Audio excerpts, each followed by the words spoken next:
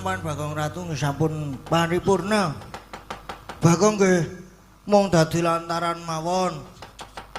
Mula kanthi purnane lampahan menika ingkang disuwun saged mbabar kanugrahan agung utamanipun dhateng marga ing